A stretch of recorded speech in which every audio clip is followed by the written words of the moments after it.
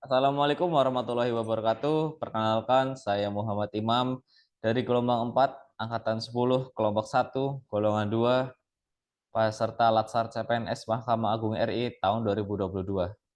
Pada kesempatan ini, saya akan menjelaskan secara singkat dan ringkas mengenai modul berorientasi pelayanan. Kita sebagai ASN profesional harus memiliki 7 nilai-nilai dasar, yaitu berorientasi pelayanan, kedua akuntabel, ketiga kompeten, keempat harmonis, lalu kelima loyal, keenam adaptif, dan terakhir ketujuh kolaboratif. Atau kita bisa singkat 7 nilai dasar ini menjadi berakhlak, yang tentu sudah tidak asing di mata ASN.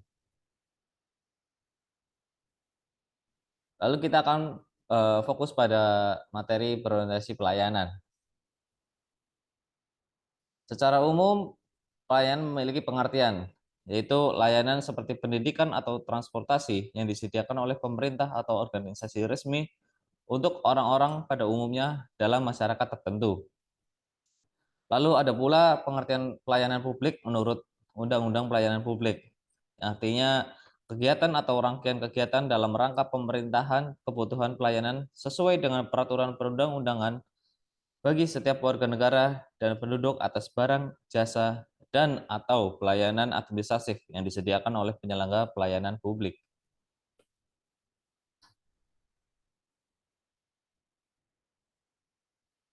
Adapun kode perilaku yaitu pedoman mengenai sikap, tingkah laku, perbuatan, tulisan dan ucapan ASN dalam melaksanakan tugas dan pergaulan kehidupan sehari-hari yang merujuk pada kode etik.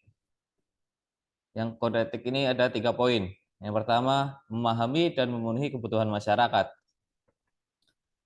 Memahami kebutuhan masyarakat yaitu kita sebagai ASN dalam quality management journal, customer satisfaction is defined as a measurement that determines how happy customers are with a company product, service, and capability. Customer satisfying information, including survey and rating, can help a company determine how to best improve or change its product and service. And organization main focus must be to satisfying its customer. Menurut pendapat Ancok 2014 juga menguatkan pandangan bahwa kepuasan pelanggan alasan utama pentingnya pelayanan prima. Lalu kode etik yang kedua ada ramah, cekatan, solutif, dan dapat diandalkan. Kode etik yang kedua ini yaitu untuk menghasilkan mutu dalam pelayanan publik yang bersifat jasa, sangat membutuhkan kerjasama dan partisipasi masyarakat. Oleh sebab itu, ASN harus mampu memelihara komunikasi dan interaksi yang baik dengan masyarakat yang bersifat kreatif, proaktif, dan inovatif dalam memenuhi kebutuhan masyarakat yang berbeda-beda. Tidak hanya itu saja, karena kondisi sosial ekonomi yang terus membaik, masyarakat pun terus-menerus menuntut standar pelayanan yang semakin tinggi dan semakin responsif terhadap kemampuan dan kebutuhan yang beragam. Pelayanan yang baik harus cepat, tepat, dan dapat diandalkan, tidak terbelit-belit ataupun bertele-tele, dan tidak ditunda-tunda. Lalu panduan perilaku kode etik yang ketiga yaitu melakukan perbaikan tiada henti.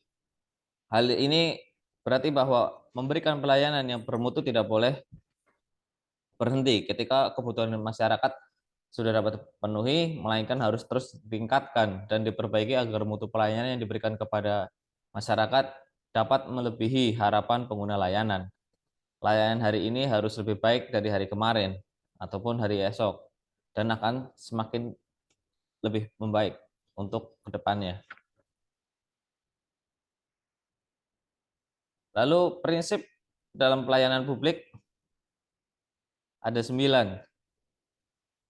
yaitu pertama partisipatif. Partisipatif dalam penyelenggaraan pelayanan publik yang dibutuhkan masyarakat, pemerintah perlu melibatkan masyarakat dalam merencanakan, melaksanakan, dan mengevaluasi hasilnya. Lalu yang kedua ada transparan. Dalam penyelenggaraan pelayanan publik, pemerintah sebagai penyelenggara pelayanan publik harus menyediakan akses bagi warga negara untuk mengetahui segala hal yang terkait dengan pelayanan publik yang diselenggarakan tersebut seperti persyaratan, prosedur, biaya, dan sejenisnya. Lalu ketiga ada responsif. Dalam penyelenggaraan pelayanan publik, pemerintah wajib mendengar dan memenuhi tuntutan kebutuhan warga negaranya. Lalu keempat, ada tidak diskriminatif. Pelayanan publik yang diselenggarakan oleh pemerintah tidak boleh dibedakan antara satu warga dengan warga yang lainnya. Lalu yang kelima ada mudah dan murah. Penyelenggaraan pelayanan publik di mana masyarakat harus memenuhi berbagai persyaratan dan membayar biaya untuk memperoleh pelayanan publik yang mereka butuhkan harus diterapkan prinsip mudah. Artinya berbagai persyaratan yang dibutuhkan tersebut masuk akal dan mudah untuk dipenuhi. Keenam, ada efektif dan efisien. Penyelenggaraan pelayanan publik harus mampu mewujudkan tujuan-tujuan yang hendak dicapainya untuk melaksanakan mandat konstitusi dan mencapai tujuan strategis negara dalam jangka panjang. Lalu yang ketujuh ada aksesibel. Aksesibel adalah pelayanan publik yang diselenggarakan oleh pemerintah dapat dijangkau warga yang membutuhkan dalam arti fisik, dekat, terjangkau dengan kendaraan publik, mudah dilihat, gampang ditemukan, dan dapat dijangkau. Lalu yang ke-8 ada akuntabel. Akuntabel ini adalah pelayanan publik dengan menggunakan fasilitas dan sumber daya manusia yang dibayar oleh warga negara melalui pajak yang mereka bayar. Oleh karena itu, semua bentuk penyelenggaraan pelayanan publik harus dapat dipertanggungjawabkan secara buka kepada masyarakat. Lalu yang terakhir ada berkeadilan. Berkeadilan ini pemerintah memiliki satu tujuan yang penting adalah melindungi warga negara dari praktik buruk yang dilakukan oleh warga negara yang lainnya. Oleh karena itu, penyelenggara pelayanan publik harus dapat dijadikan sebagai alat melindungi kelompok rentan. Berikut adalah ringkasan materi berorientasi pelayanan yang kita sebut berakhlak. Demikian atas waktunya. Terima kasih. Wassalamualaikum warahmatullahi wabarakatuh.